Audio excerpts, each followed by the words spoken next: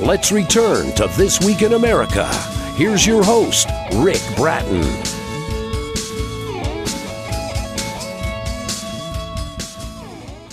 Welcome back, everybody. Coast to Coast, This Week in America.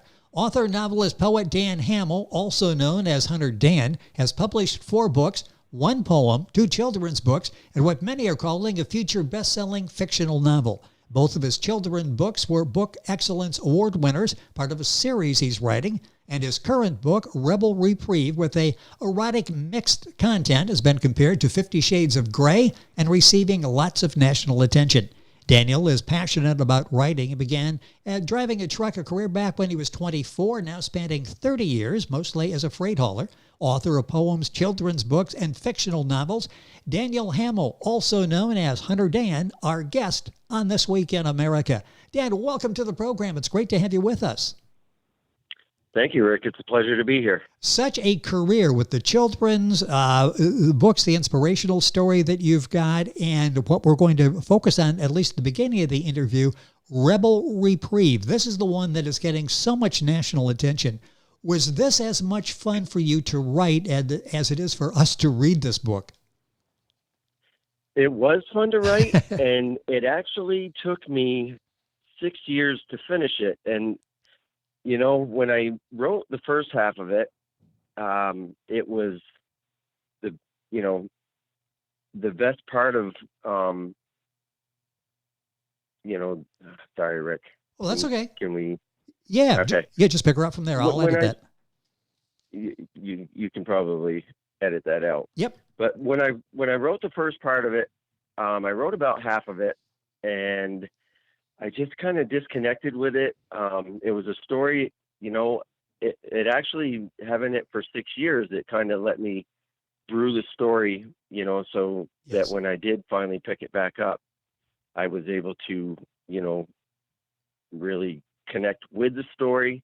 And when I did pick it back up, I actually had to go and seclude for a week in a hotel in the White Mountains in New Hampshire. And Interesting.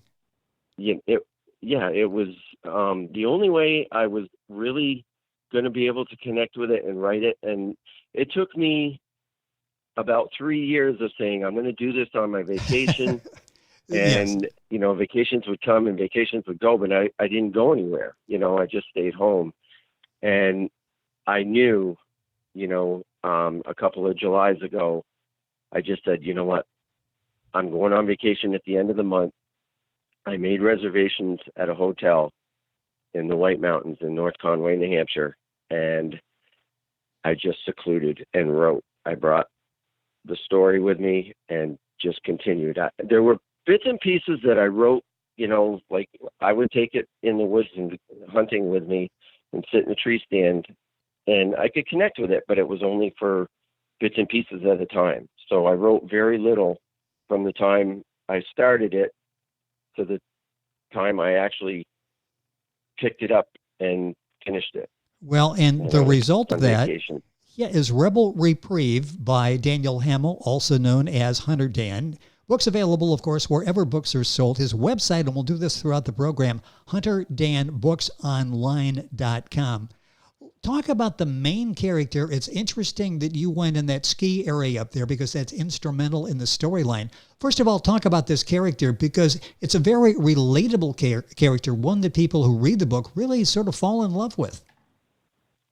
Yeah, he is a very relatable character, and you actually can connect with him like right off the bat. You feel for him because he had 3 life-changing events that happened basically simultaneously. And the last of which really is him losing his job.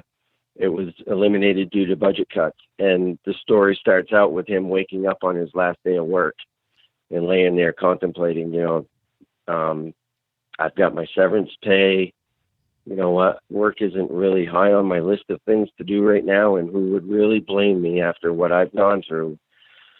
Who would blame me for just wanting to start my life today?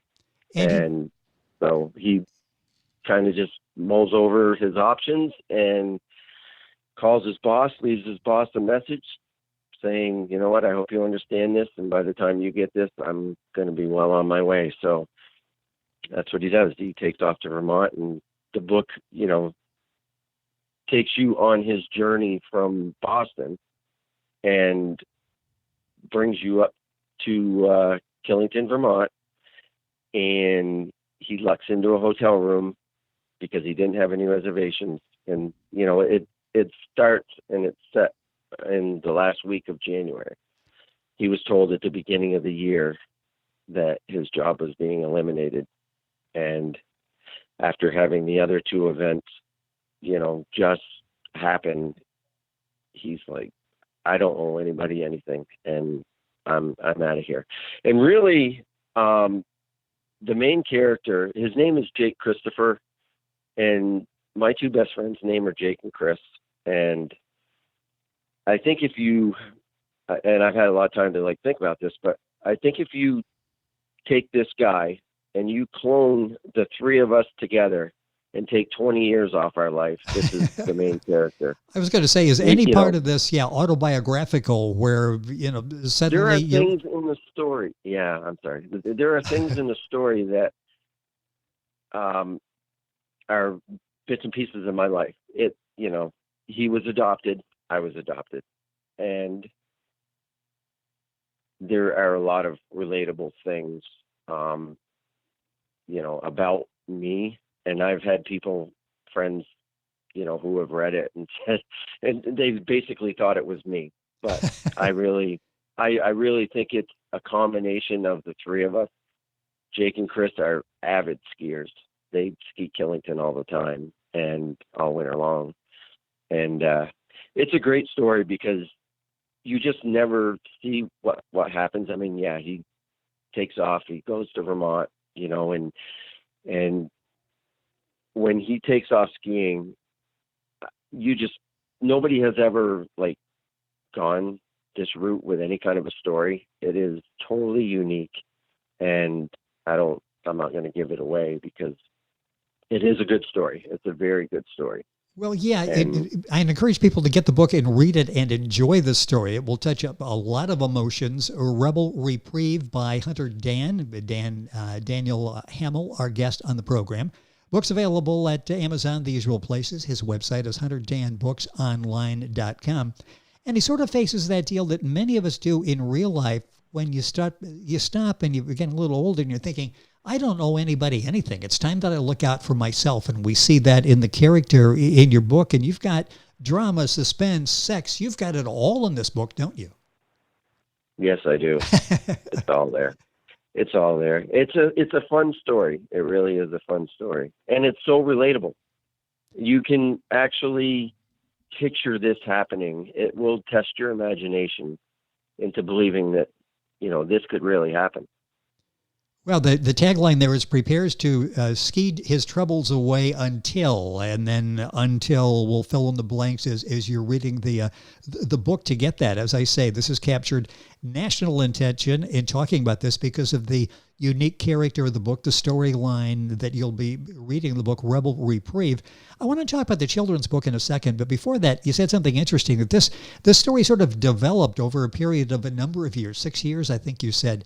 Is this a better book having been written now than it would have been written 6 years ago?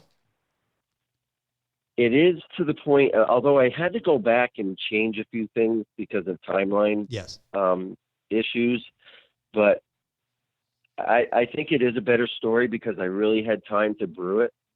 And even though I had it in my head and I knew what was going to happen, it wasn't until I went and secluded and just reconnected with it. I mean, my neighbors at the hotel probably thought I was a hermit on vacation, because I never left my room until I went out for supper. I would write all day, and it took me 4.5 days to finish it in the hotel. But it was a really good feeling to reconnect with it. But when I wrote the end, and I can tell you it was 12:24 on Thursday of that day, it was such a relieving, emotional type of feeling, because yes. it did. It took me 6 years to just get back into it. And that's what I needed to do. I mean, I'm pretty sure any writer out there who's written any kind of a novel or anything that has any length to it, it's just something you have to immerse yourself in. I was going to say, for someone who's out there, an aspiring writer, there's a great lesson in that you just need to go jump into it without any distractions, just go totally focused. And the importance to you is signified by when you know the exact time when you finish the novel. So this was a key and important part of your life, and we're all able to enjoy the fruits of the labor there. Rebel Reprieve by Hunter Dan, Daniel Hamill. I mentioned the children's books, and well, you've got two that are award-winning books that are really touching a number of kids. Taking the bullying by the horns, and It's Okay to Cry. Talk about those two books and the message you were trying to get across in both of those. And again, you go into classrooms with these kids, read these, and it's really giving them a better attitude about this whole problem of bullying. How did the first book come about, Take the Bullying by the Horns? Well, it came about, it was actually a true story that inspired me to write it. And I used to coach youth basketball. I coached my son's basketball from 4th grade to 8th grade, and then he went off to high school, and he played for his high school team. But I continued into the AAU basketball season and coached AAU basketball right up until his senior year. And then I didn't coach for a few years, and then I was asked to coach AAU girls basketball. And it wasn't until we went to Mohegan Sun in Connecticut to a Connecticut Suns girls basketball game. I took my team down there, and we met Ricky Lopes, who is the Harlem Superstars, or was the Harlem Superstars captain, leader, founder. And his basketball name was 7-footer. And this guy, obviously, no pun intended, stood out in the room. You could pick this guy out because he was a 7-foot man. And my girls fell in love with him. They didn't have any problem walking right over to him and asking him how tall he was. And so he connected with him, especially when he asked them where they were from, and they said Windsor. And he thought it was Windsor, Connecticut, but it was Windsor, Vermont. So anyway, he asked me to sit with him at the Connecticut Suns basketball game, and we had chaperones, for my team. So they were like, you got to sit with him. We sat together, talked, throughout the game, and connected. And so, long story short, his basketball team came. I had them come to Vermont to actually do a benefit basketball game because it was after Hurricane Irene. And Hurricane Irene in the Northeast did a lot of damage. And one of the things that it took out a footbridge that went from where the high school used to be, because they rebuilt the high school, but where the high school used to be to the athletic field, there was a footbridge. And the waters took out the footbridge. So we were doing a benefit basketball game to raise money to help replace that bridge. And the day before the basketball game, 7-footer came to the school, and we did an assembly in the gym. And he had all the kids in the stands and everything, and he showed them some tricks with the basketball, had some kids come down. But then he got serious with him, and he says, I'd like to talk to you about some things that would happen in and around school. So he touched on getting good grades and how important it was to get good grades. And then he talked to him about drugs and alcohol. And lastly, he talked to him about bullying. And after he was all done, this girl came out of the audience, and everybody else was leaving, but she came down to 7-footer and admitted, to being bullied and wanted some help. And I saw that he got to her. And so that's how the story came to be. Although I changed the story from a girl who was being bullied about her size to a little boy who was having his sandwich stolen every day, because it seemed to me that was just a better way to go about Right. it. And the little boy's name in the story, his name is Timmy, and that was actually my name before I was adopted. And I have a lot of kids when I go to the schools ask me if I was bullied. And back when I was growing up, it wasn't bullying. It was, it was more of teasing, or just, the Yes, way it didn't have that name. people were picked on. We were Yeah. picked on. And, I wasn't the biggest kid in my class, and I might have been picked on a little bit, but I don't think it was ever to the point where I was bullied, but I, might have been teased about, being smaller. But anyway, him getting to her and me seeing that, and it just inspired me to write a story about it. And I got permission from 7-Footer to use his name in there. I changed the name of the basketball team, but it's such a good story because, for one thing, and the genre is, really preschool, 4-year-olds to like 3rd and 4th grade. Yes. That is probably the best audience. And why I like this book, because it, teaches kids what bullying is, how to identify it, and the right way to put an end to it.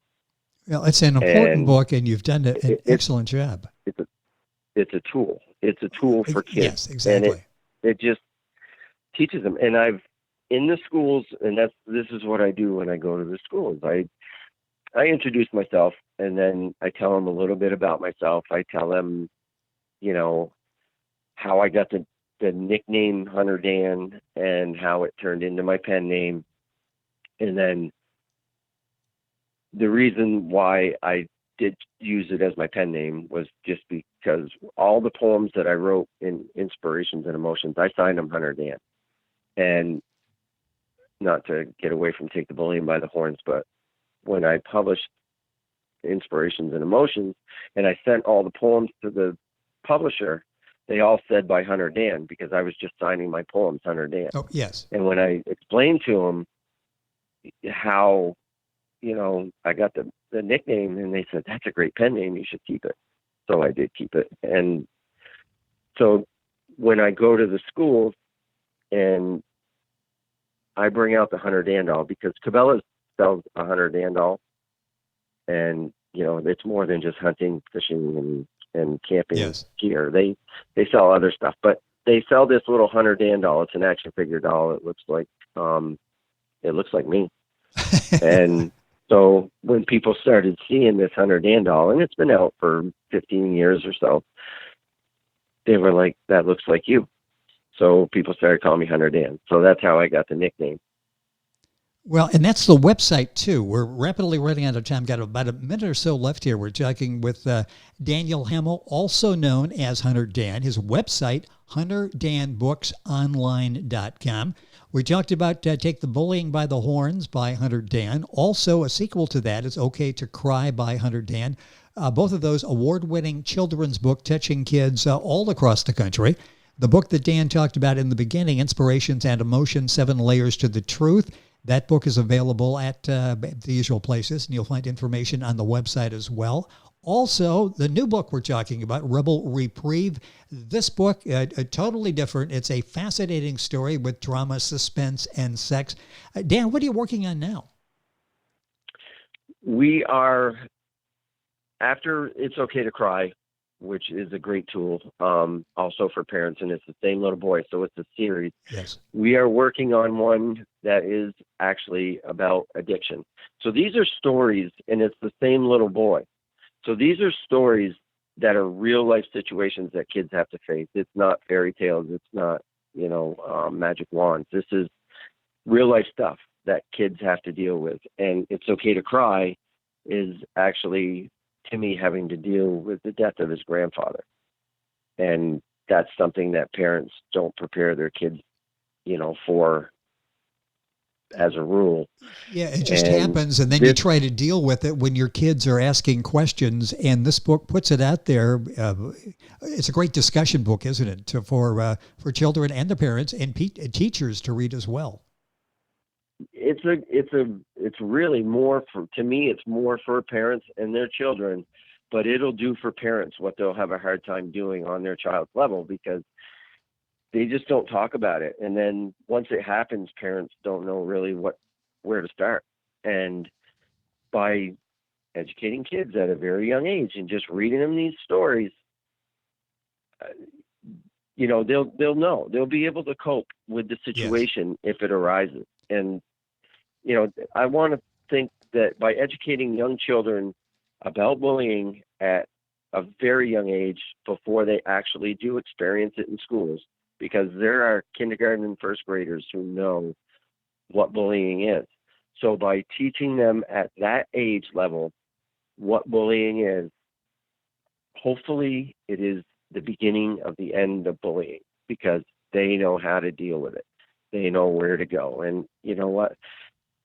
Bullying has escalated into, the cyberbullying, and it's just far more than, being picked on from when I was a kid. It has gotten serious. And I mean, kids are taking their own lives because of cyberbullying, because, bullies, they strike behind the scenes. They don't strike out in the wide open. Well, So and what you said with things.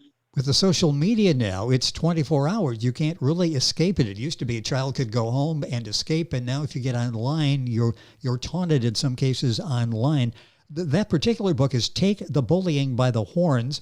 All of the books, including the new one, the great novel that Dan has written, Rebel Reprieve, available at HunterDanBooksOnline.com. Daniel Hamel, our guest on the program, that's Hamel, also known as Hunter Dan. That's his pen name. Books at his website. You'll find them at Amazon, the usual places for books. Dan, the time has gone by way too quickly. It's been fun having you on the program. We will stay in touch and do this again. Thank you for being with us on the program. Thank you, Rick. I really appreciate the opportunity. It was fun having you on the program. Daniel Hamel, also known as Hunter Dan. His website, once again, HunterDanBooksOnline.com.